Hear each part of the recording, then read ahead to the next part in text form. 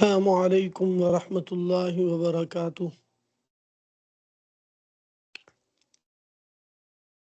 الحمد للہ وکفا وسلام علی عبادہ الذین اصطفى۔ اما بعد فاعوذ باللہ من الشیطان الرجیم۔ بسم اللہ الرحمن الرحیم۔ وما خلقت الجن والإنس إلا ليعبدون۔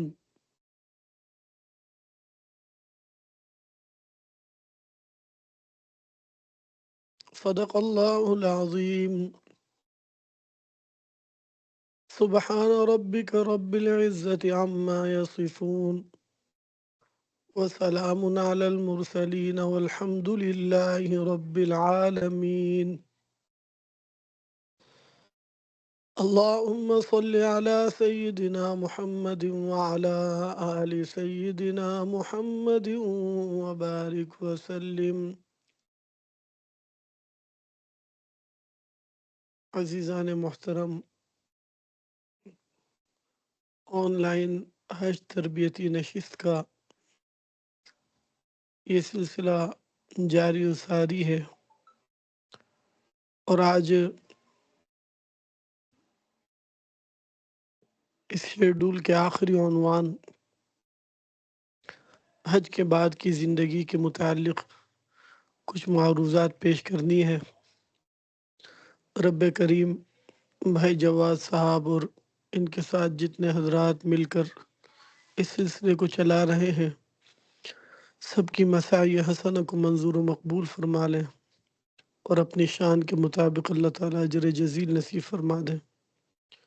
جو حجاج کرام اس کورس میں شامل ہیں، اللہ تعالیٰ تمام کو مقبول با ادب حاضری نصیب فرما دے، صحیح سنت اور آداب کی رعایت کے ساتھ جمیع ارکان کی ادائیگی کی توفیق نصیب فرما دے۔ الحمدللہ اللہ کے فضل و کرم سے بہت خوش نصیبی کی بات ہے، اللہ تعالیٰ یہ سعادت عظمہ نصیب فرما رہے ہیں۔ پھر بھی جمیع اسباب پورے ہونے کے باوجود محتاج بن کر برابر ان دنوں میں حرمین میں حاضری اور مناسک حج کی ادائیگی کی دعائیں پھر بھی محتاج بن کر مانگتے رہنا چاہیے۔ بہرحال آج کی ہماری اس کلاس کا جو موضوع ہے، حج کے بعد کی زندگی۔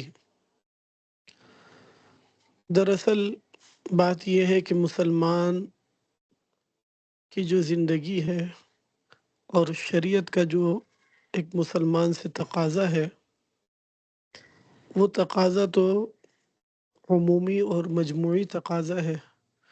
اس میں ایسی کوئی تفریق نہیں کہ حج کی بعد کی زندگی ایک مسلمان کی الگ ہو، یا حج کے بعد حج سے پہلے کی زندگی ایک الگ زندگی ہو، حج کے بعد کی زندگی ایک الگ زندگی ہو۔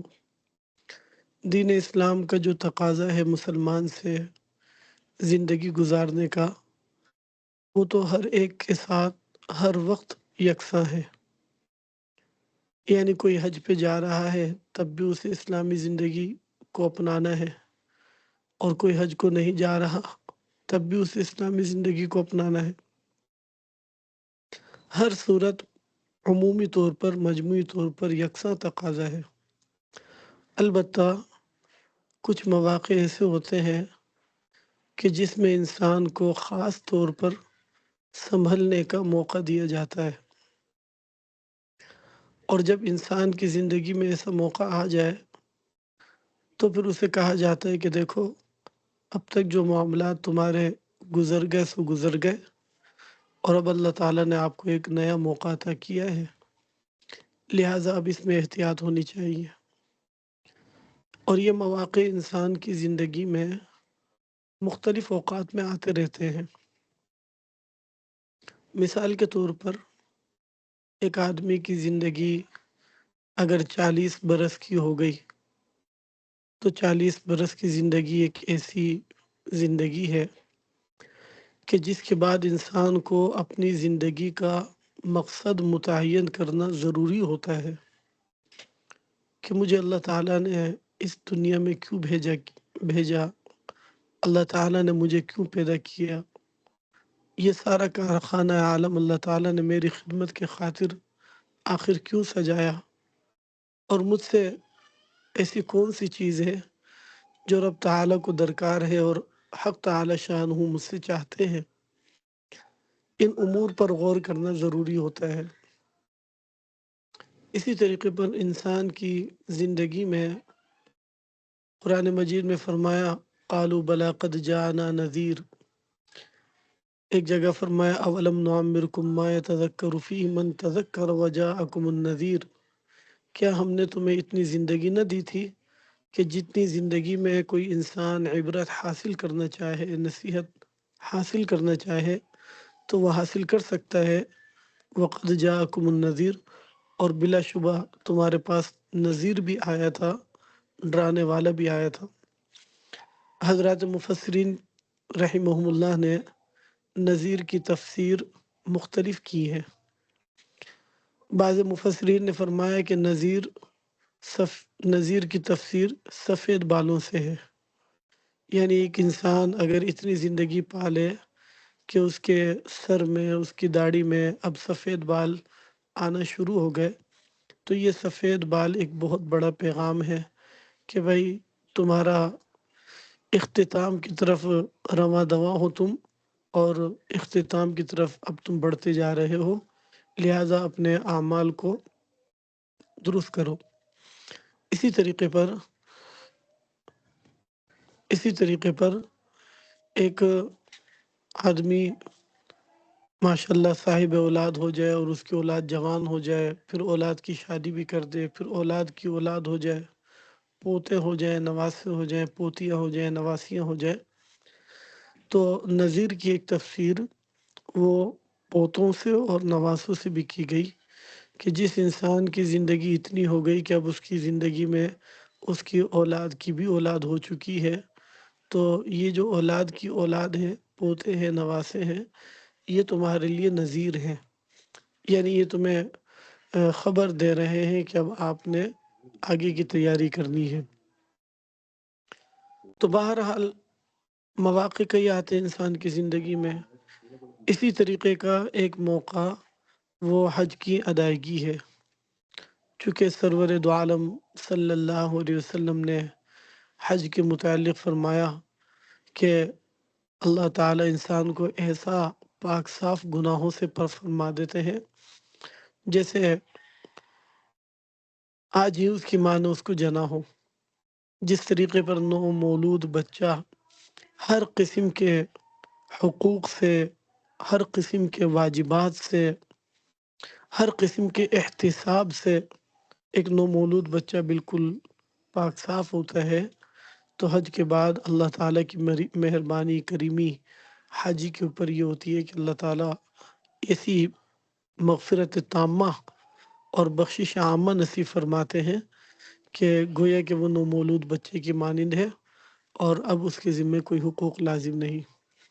یہ بات غالباً پہلے بھی درسوں میں عرض کی جا چکی ہے کہ حقوق واجبہ حج کے بعد جو سابقہ حقوق رہ گئے ہیں، خواہ وہ بندوں کے ہوں، خواہ وہ رب تعالیٰ کے ہوں، وہ ذمے پر باقی رہ جاتے ہیں۔ یہ جو حدیث پاک میں فرمایا کہ وہ ایسا پاک صاف ہو جاتا ہے کہ جیسے آج اس کی ماں نے اس کو جنا ہو، تو مقصود یہ نہیں ہوتا کہ اس کے ذمے جو حقوق تھے ان کا مطالبہ ختم ہو گیا، نہیں، مطالبہ برقرار ہے۔ البتہ اس پر جو مواخذہ ہونا تھا اور جو گناہگاری اس پر لازم تھی، اللہ تعالیٰ مغفرت عامہ تامہ کے ذریعے اس مواخذے کو ختم فرما دیتے ہیں۔ چنانچہ اگر وہ شخص مقروض ہے جس نے حج کیا تو ضرور لوگوں کے قرضے واپس کرے گا، یا اسی طریقے پر کوئی اور حق اس کے ذمے لازم ہے تو وہ ضرور ادا کرے گا، یا اسی طریقے پر حقوق اللہ میں سے اگر اس کے ذمے نماز، روزوں کی قضا لازم ہے تو ضرور ان کو ادا کرے گا۔ تو بہرحال یہ ایک تفصیلی بات ہے جس کو علماء سے سمجھنے کی ضرورت ہے۔ تو یہ جو فرمایا کہ حج کے بعد ایسا آدمی پاک صاف ہو جاتا ہے جیسے کہ آج اس کی ماں نے اس کو جنا ہو، تو یہ مطالبے کے بارے میں نہیں، مواخذے کے بارے میں ہے، یعنی اس سے مواخذہ سابقہ گناہوں کا ختم ہو جائے گا۔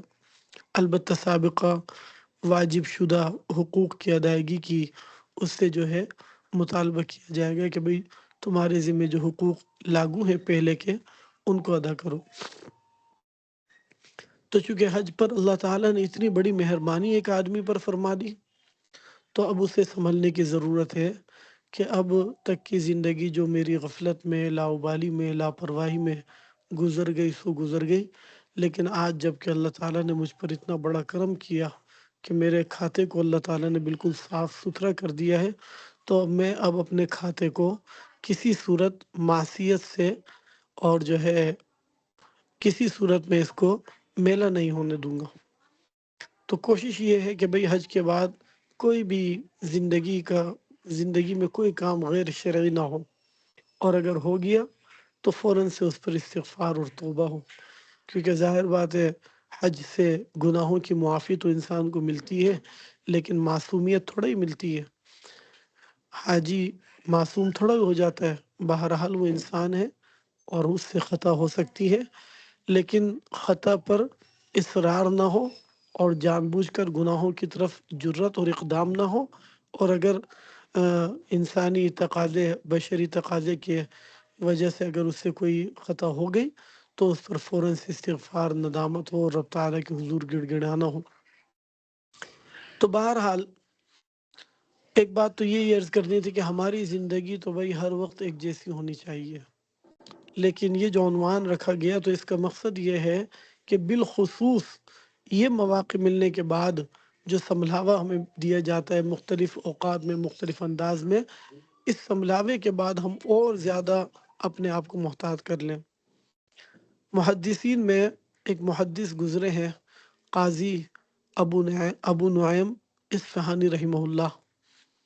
تو ایک شخص تھا ان کے زمانے میں جو ہر ایک کے پاس جا کر ایک سوال کیا کرتا تھا، تو قاضی ابو نعیم کی خدمت میں وہ شخص حاضر ہوا اور آ کر کے اس نے کہا حضرت میرا ایک سوال ہے، آپ مجھے میرے سوال کا جواب دیجئے۔ پوچھا بھائی بتلاؤ کیا سوال ہے تمہارا؟ تو وہ کہنے لگا کہ حضرت اگر آج آپ کو یہ بتلا دیا جائے کہ آج کا دن تمہاری زندگی کا آخری دن ہے تو آپ کیا عمل کریں گے؟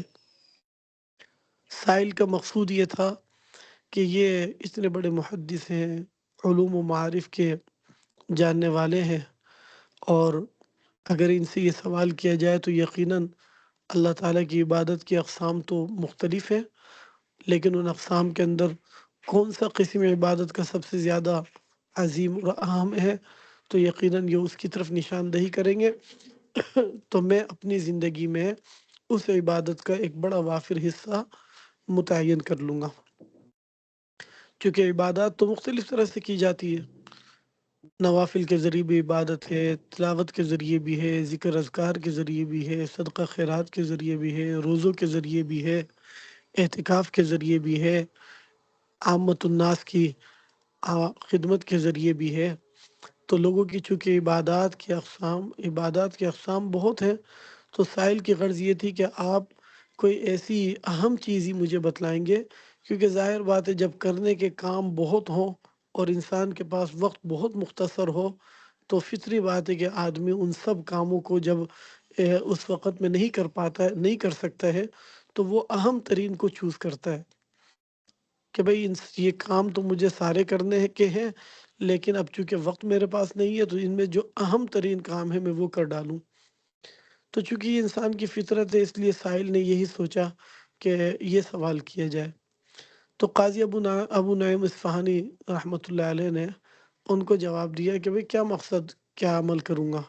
کہا حضرت اگر معلوم ہو جائے کہ آج کا دن آپ کی زندگی کا آخری دن ہے تو آپ کی ترجیحات اعمال میں کس کو ہوگی، کیا عمل کریں گے؟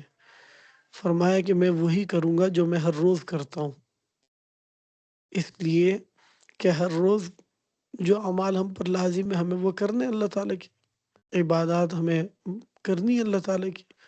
جس طرح اسلام کا تقاضا ہے ہم سے زندگی گزارنے کا، ہمیں تو ہر روز اسی طرح کی زندگی گزارنی ہے۔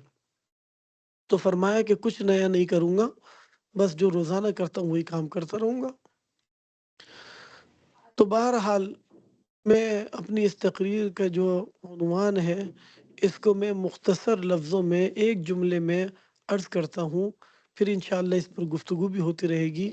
اور یہ ایک جملہ میں اس لیے عرض کر رہا ہوں تاکہ ہمارے سامعین کو ہماری تقریر کا خلاصہ سمجھ آ جائے اور زندگی کا مقصد سمجھ میں آ جائے اور محنت کا ایک سمجھو کہ رخ ان کو مل جائے۔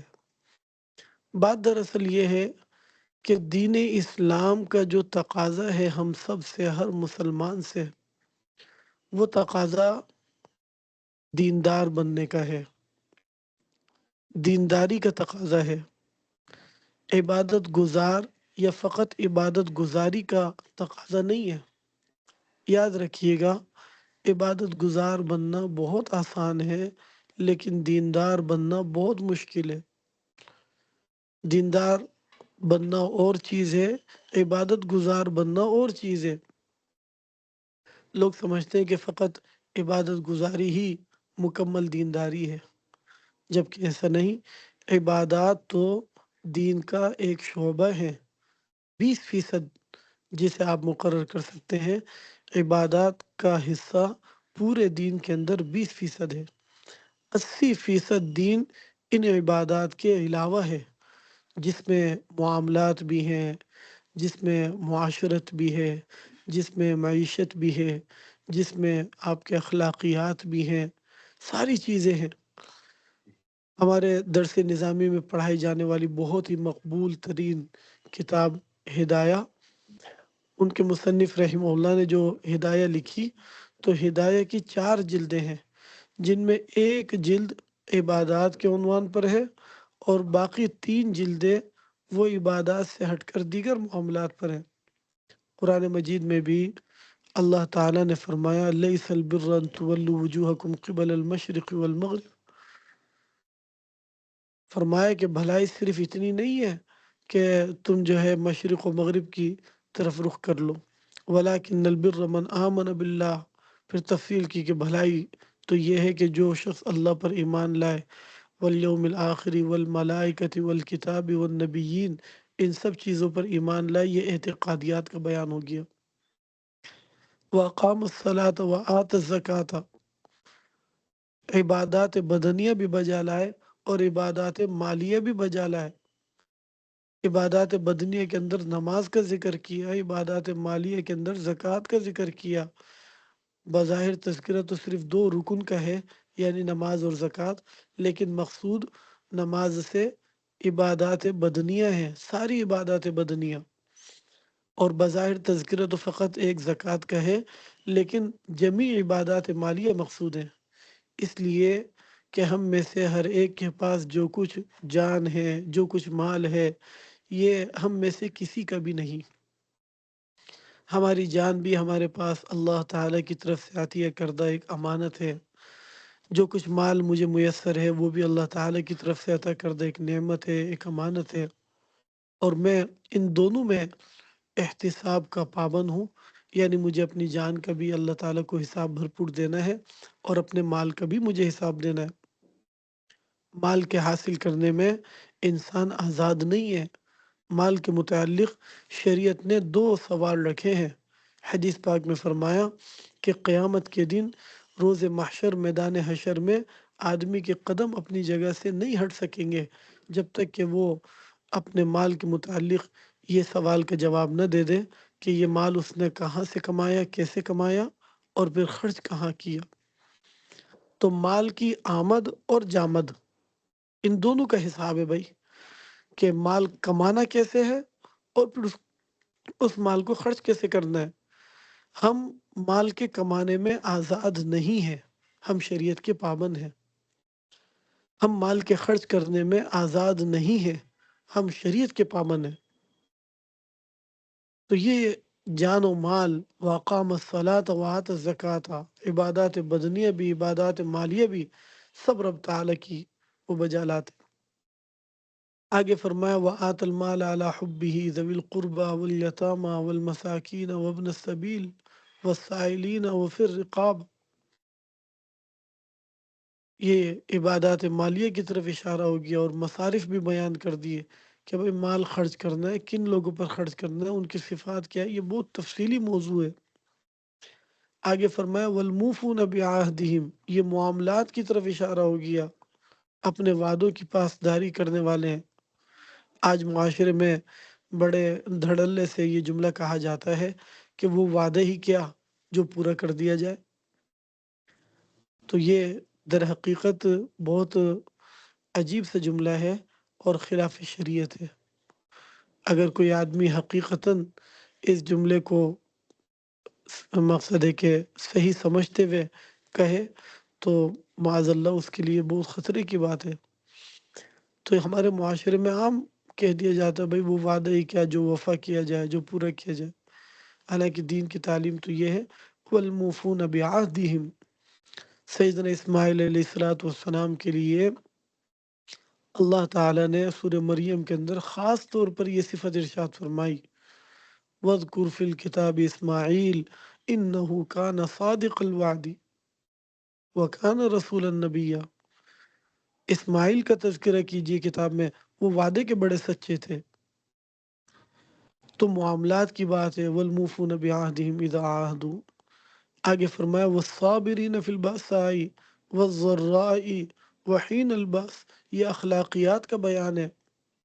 तो गोया कि इस आयत के अंदर इंसान के लिए एतिक़ादियात, इबादत, मुआमलात, मुआशरत और अखलाकियात, ये दीन के 5 शोबे बयान किए गए हैं। इन पांचों शोबों पर जिसका अमल होगा वो दीनदार कहलाएगा और ऐसे लोगों को अल्लाह ताला ने सच्चा आदमी करार दिया। फरमाया उलाइका अल्लज़ीना सदक़ू व उलाइका हुमुल मुत्तक़ून। ये है सच्चे और ये है परहेजगार जिनमें ये सिफात हों। दीन इस्लाम ने परहेजगारों के निशान बतलाए, औसाफ बतलाए, शख्सियात नहीं बतलाई हैं। शख्सियात को मेयार करार नहीं दिया। शख्सियात में मेयार जो करार दिए गए हैं वो सरवर दो आलम सल्लल्लाहु अलैहि वसल्लम की ज़ात गिरामी और हज़रत सहाबा रज़ी अल्लाह ताला अन्हुम। इसके बाद जितने लोग हैं उनके लिए औसाफ मुतय्यन है। आज हम अगर किसी को देखेंगे दीनदारी के एतबार से तो हम उसकी सिफात को देखेंगे, उसकी शख्सियत को नहीं देखेंगे। सिफ़ात अगर उसके अंदर वो मौजूद है जो कुरान ने बतलाए, जो हदीस में निशानदही की गई, तो उसकी सोहबत बहुत बड़ी गनीमत है और उसका ताल्लुक़ बहुत बड़ी नेमत है। और बहुत आसान लफ्ज़ों में मैं अर्ज़ करता हूँ कि वो सिफ़ात क्या है? इत्तिबाए सुन्नत। सरवर दो आलम सल्लल्लाहु अलैहि वसल्लम के तरीक़े से हटकर कोई तरीक़ा अल्लाह के यहाँ मकबूल हो ही नहीं सकता। ना मकबूल था, ना ना मकबूल है, ना आइंदा कभी कोई और तरीक़ा अल्लाह के यहाँ मकबूल हो सकता है। इसीलिए सच्चे अल्लाह वालों की जो निशानी है, सच्चे उलमा की जो निशानी है, सच्चे दीनदार लोगों की जो निशानी है, वो है इत्तिबाए सुन्नत। अपनी सूरत में भी, अपनी सीरत में भी, अपने ज़ाहिर में भी, अपने बातिन में भी, अपने घर-बार में भी, अपने कारोबार में भी, अपने मामलात में भी, अपनी मुआशरत में, अपनी मईशत में, अपने एतिक़ादियात में, अपनी अखलाकियात में, हर चीज़ में हुज़ूर अक़दस सल्लल्लाहु अलैहि वसल्लम की मुकम्मल ग़ुलामी। तो ये है दीनदारी। तो अर्ज़ करने का मकसद ये कि इबादत गुज़ार बनना आसान है। अगर आपके जी में इबादत का जो शौक़ पैदा हुआ, आप अभी वज़ू कीजिए, नफ़िल के लिए शुरू हो जाएँ, खड़े हो जाएँ। आपके जी में ख़्वाहिश पैदा हुई, आप ज़िक्र कर लें, आप तिलावत कर लें, आप दुरूद शरीफ़ पढ़ लें, इस्तिग़फ़ार पढ़ लें, आप रोज़ा रख लें, आप एतिकाफ़ कर लें, आप सदका खैरात कर दें। ये सब इबादत की शक्लें हैं। लेकिन दीनदार आप तब बनेंगे जब आप दीन इस्लाम के जमी शोबे में मुकम्मल परफेक्ट हों, तब कहा जाएगा भाई ये दीनदार है। इबादत गुज़ार बनना आसान है, दीनदार बनना मुश्किल होता है।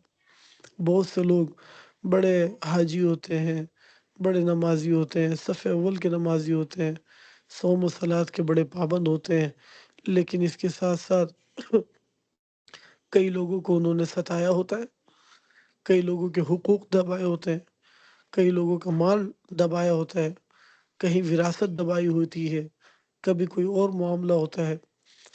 تو بہرحال دین اسلام کا جو تقاضا ہم سے ہے وہ دیندار بننے کا ہے۔ فقط عبادت گزاری مطلوب نہیں ہے، عبادت گزاری بھی ہونی چاہیے، لیکن دین صرف عبادت گزاری کا نام نہیں ہے۔ تو میرے محترم، دو باتیں ہو گئیں، ایک تو یہ کہ ہم آج کے اس موضوع سے یہ بات سیکھیں کہ ہماری اب سے لے کر جو زندگی اختتام تک ہوگی وہ انشاءاللہ دین اسلام کے تقاضے کے مطابق ہوگی۔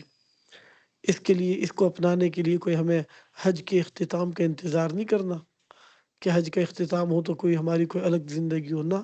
یہ تو ہم آج سے ہی، ابھی سے ہی عزم کریں، اللہ کے حضور سچی توبہ کریں، یا اللہ پاک آج تک جو ہم تیری نافرمانی، بغاوت، سرکشی کرتے رہے، یا اللہ ہم بغاوت کے جمیع ہتھیار، بغاوت کے سارے ہتھیار ڈال کر سر نگو کرتے ہیں، سر تسلیم خم کرتے ہیں، اور ہم اپنے آپ کو سرنڈر کرتے ہیں، اور اپنی سابقہ لغزش و کوتاہیوں سے یا اللہ معافی کی درخواست کرتے ہیں، اور آئندہ مکمل آپ کی حکم کی پیروی اور آپ کے حبیب صلی اللہ علیہ وسلم کی اتباع میں زندگی کو بسر کرنے کا عزم کرتے ہیں۔ تو یہ تو سلسلہ آج سے ہی شروع ہو جائے۔ حضور اقدس صلی اللہ علیہ وسلم بہت پہلے سے تیاریاں فرمایا کرتے تھے۔ ایک بات ذہن میں آ گئی، رجب کا بابرکت مہینہ چل رہا ہے، امید ہے بہت سارے احباب نے رجب کے شروع میں مسنون دعا جو پڑھی جاتی تھی، حضور صلی اللہ علیہ وسلم پڑھتے تھے، وہ پڑھ لی ہوگی، لیکن پھر بھی ایک دفعہ اس دعا کا اعادہ کر لیں۔ اللہم بارک لنا فی رجب و شعبان و بلغنا رمضان۔ یا اللہ رجب اور شعبان کے مہینے میں ہمیں برکتیں عطا فرما، اور یا اللہ ہمیں رمضان المبارک تک پہنچا دے۔ تو دیکھو، رمضان المبارک میں محنت کرنے کے لیے حضور صلی اللہ علیہ وسلم رجب سے محنت فرما رہے ہیں۔ کیا وجہ ہے کہ جب رمضان المبارک تک پہنچیں گے تو اعمال کی عادت پڑ جائے گی۔ اسی طریقے پر میرے محترم، ہم ابھی سے ہی، آج سے ہی اپنے آپ کو اللہ کا سچا سچا بندہ بنانے کی محنت فکر آج سے ہی شروع کریں، تاکہ حج کے وقت جب ہم پہنچیں تو ہماری بہت ساری غفلت، بہت ساری لاپرواہی اور بہت سارے احکام اور اعمال میں کوتاہی وہ ختم ہو چکی ہو۔ یہ نہ ہو کہ حاجی حرمین شریفین میں بھی پہنچا ہوا ہے، اور مسجد الحرام جس کی ایک ایک نماز بہت قیمتی ہے، لاکھوں کے لاکھ 1 لاکھ نماز کے برابر ہے، ایک ایک لمحہ، ایک ایک سجدہ جس کا بہت قیمتی ہے، حاجی صاحب وہاں پہنچ کر نمازوں سے غافل ہوں، اور جناب اپنے اوقات بازاروں کی نظر کر رہے ہوں، اور حرم کی نماز کی ان کو فکر ہی نہ ہو۔ مسجد نبوی جس کی حاضری بہت بڑی سعادت کی بات ہے، ایک نماز بہت بہت قیمتی، اس کی جماعت کی نماز بہت قیمتی، اتنی قیمتی کہ حضور صلی اللہ علیہ وسلم نے فرمایا جس نے 40 نمازیں میری اس مسجد میں باجماعت تکبیر اولیٰ سے ادا کر لی تو اس کو نفاق سے برات کا پروانہ ملتا ہے، جہنم سے جو ہے برات کا پروانہ ملتا ہے۔ تو ایسا نہ ہو کہ مدینہ شریف میں حاضری بھی ہو اور ہمارے اعمال کی کوتاہیاں بھی ہمارے اندر پائی جاتی رہیں۔ اس لیے ہم نے آج سے ہی اللہ کے احکام کی بھرپور پابندی کرنی ہے، اور سابقہ جو کوتاہی ہو گئی اس پر اللہ تعالیٰ کے حضور خوب ندامت کا اظہار بھی کرنا ہے، اور اس کی ادائیگی کی فکر بھی کرنی ہے۔ تو بہرحال اب یہ بات ہو گئی کہ دیندار بننا مطلوب ہے۔ اب رہا سوال یہ کہ بھئی دینداری پیدا کیسے ہوگی ہمارے اندر، ہم دیندار کیسے بن سکتے ہیں؟ اللہ تعالیٰ نے، اصول اللہ تعالیٰ کا یہی ہے کہ اللہ تعالیٰ نے انسانوں کی رشد و ہدایت کے لیے کتاب اللہ کو بھی نازل فرمایا اور رسول اللہ کو بھی بھیجا۔ فقط کتاب اگر رشد و ہدایت کے لیے کافی ہوتی تو رسول اللہ صلی اللہ علیہ وسلم کو بھیجا نہ جاتا، اس لیے کتاب بھی بھیجی اور صاحب کتاب بھی بھیجا۔ یہ انسان کا خاصہ ہے، وہ ہم جنس سے سیکھتا ہے، اس لیے دین جو پیدا ہوگا وہ ہمارے اپنے ذاتی اور انفرادی مطالعے سے پیدا نہیں ہو جائے گا، بلکہ اہل اللہ کے ساتھ اپنا مضبوط جوڑ بنانا پڑے گا، علماء کی صحبت کو اختیار کرنا پڑے گا۔ حضور صلی اللہ علیہ وسلم نے فرمایا علیکم بمجالست العلماء واستماع کلام الحکماء، تم پر لازم ہے علماء کی ہم نشینی اور حکماء کی باتوں کو سننا۔ فإن اللہ یحیی القلب المیت بنور الحکمت کما یحیی الارض المیتۃ بماء المطر، اس لیے کہ اللہ تعالیٰ نور حکمت کے ذریعے مردہ دلوں کو بھی ایسے ہی زندہ فرما دیتے ہیں جیسے کہ برسات کے پانی سے مردہ زمین کو زندہ کیا جاتا ہے۔ تو ہمیں اپنے گرد و پیش میں جو اصحاب علم ہیں اور جو متدین حضرات ہیں، دیندار لوگ ہیں، ان سے اپنے آپ کو نتھی کرنا پڑے گا، جوڑنا پڑے گا۔ اللہ کا خوف حاصل کرنا ہے تو ان لوگوں کے ساتھ جڑنا پڑے گا جو خدا خوفی رکھتے ہیں۔ یا ایھا الذین آمنوا اتقوا اللہ وکونوا مع الصادقین، ایمان والو اللہ سے ڈرو، سچوں کے ساتھ ہو جاؤ۔ اور یہ اللہ کے دیندار بندے ہر جگہ پر ہوتے ہیں اور ہر دور میں ہوتے ہیں۔ ایسا نہیں ہو سکتا کہ دنیا دینداروں سے خالی ہو جائے۔ آج ایسے اللہ کے نیک بندے مل جانا کامیاب ضرور ہو سکتے ہیں لیکن نایاب نہیں ہو سکتے۔ ایسا نہیں ہے کہ دنیا خالی ہو گئی، نایاب نہیں ہے، کامیاب ہے، ان کو ڈھونڈنا پڑے گا، تلاش کرنا پڑے گا۔ سمندر میں جو آدمی غوطہ لگاتا ہے موتی کی تلاش میں، جب وہ سمندر کی تہ کو پہنچتا ہے اور زمین پر ہاتھ مارتا ہے تو اس کے ہاتھ میں کنکر آتے ہیں، پھر ہاتھ مارتا ہے کنکر آتے ہیں، پھر ہاتھ مارتا ہے کنکر آتے ہیں، کئی دفعہ تو کتنی دفعہ وہ غوطے مار کر ناکام واپس لوٹ آتا ہے، لیکن کبھی بھی اپنی سعی کو، اپنی کوشش کو چھوڑتا نہیں ہے، حتیٰ کہ کئی بار غوطہ زنی کے بعد اور کئی بار زمین پر ہاتھ مار کر کنکر اٹھانے کے بعد اگر کہیں اس کو ایک موتی میسر آ جائے تو اس کی خوشی کا کوئی ٹھکانہ نہیں ہوتا، اور وہ اس ایک موتی کو لے کر، اس کو پا کر اپنی اس سابقہ ساری محنتوں، مشقتوں، صعوبتوں کو بالکل بھول جاتا ہے کہ اس ایک موتی کے حاصل کرنے میں میں نے کتنی مشقت اٹھائی۔ اسی طریقے پر میرے دوستو، اللہ والوں کی تلاش ہے، علماء کی تلاش ہے۔ اللہ والوں کو جو آدمی پالے تو صعوبتیں ان کے پانے میں انسان نے جتنی کی وہ سب بھول جاتا ہے آدمی۔ جس طریقے پر موتی کا تلاش کرنے والا کبھی بھی اپنی سعی کو ختم نہیں کرتا، ہم بھی کبھی اپنی سعی کو ختم نہ کریں اور رب تعالیٰ سے دعائیں مانگتے رہیں، یا اللہ پاک تو اپنے فضل و کرم سے ہمیں اپنے پیاروں کا ساتھ نصیب فرما۔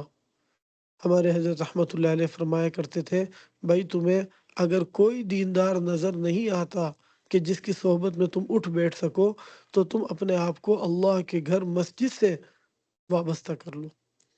ہمارا مسجد سے تعلق کتنا کمزور ہے، ہم مسجد میں جانے کے لیے سوچتے ہیں ابھی 10 منٹ پڑے ہیں، ابھی 5 منٹ پڑے ہیں، اور جو ہی ہماری نماز مکمل ہوئی تو فوراً سے ہمیں مسجد سے نکلنے کی فکر ہو جاتی ہے۔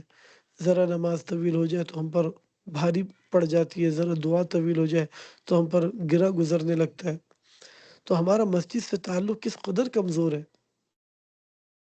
حدیث پاک میں فرمایا من الف مسجدا الفہ اللہ، جو آدمی مسجد سے محبت رکھتا ہے اللہ تعالیٰ اس سے محبت رکھتے ہیں۔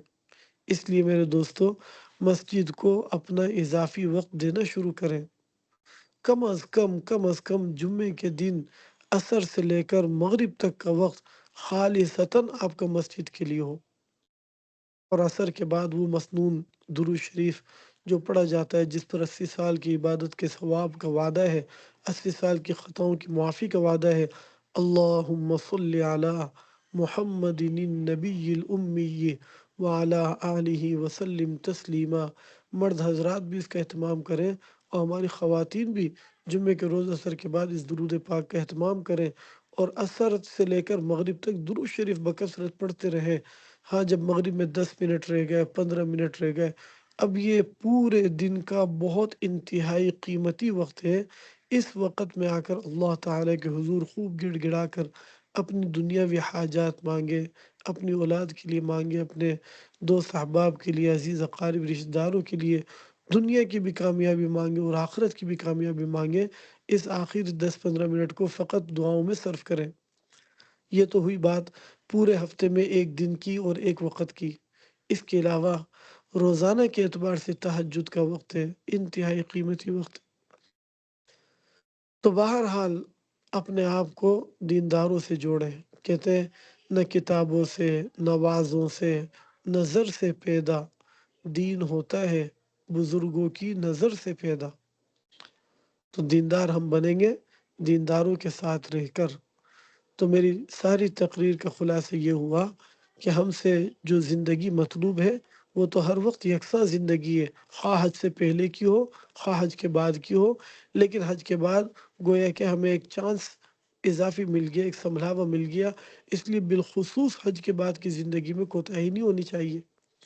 ہمارے حضرت رحمۃ اللہ علیہ فرمایا کرتے تھے، جب حج تربیت نشست دیا کرتے، فرماتے بھائی حاجی صاحبان ایسا حج کر کے مت آنا کہ بعد میں لوگ کہتے ہیں بھائی ان سے بچ کے رہو، یہ حاجی صاحب ہے۔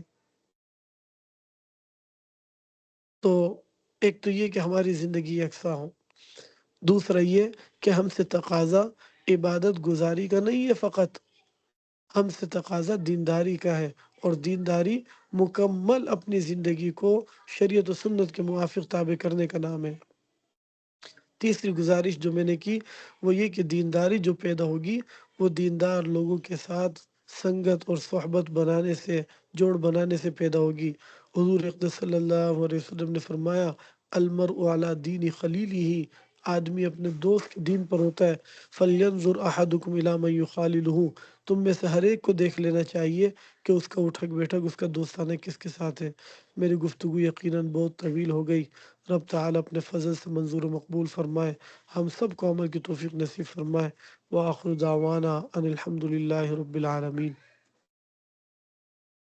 جواب بہت طویل ہے۔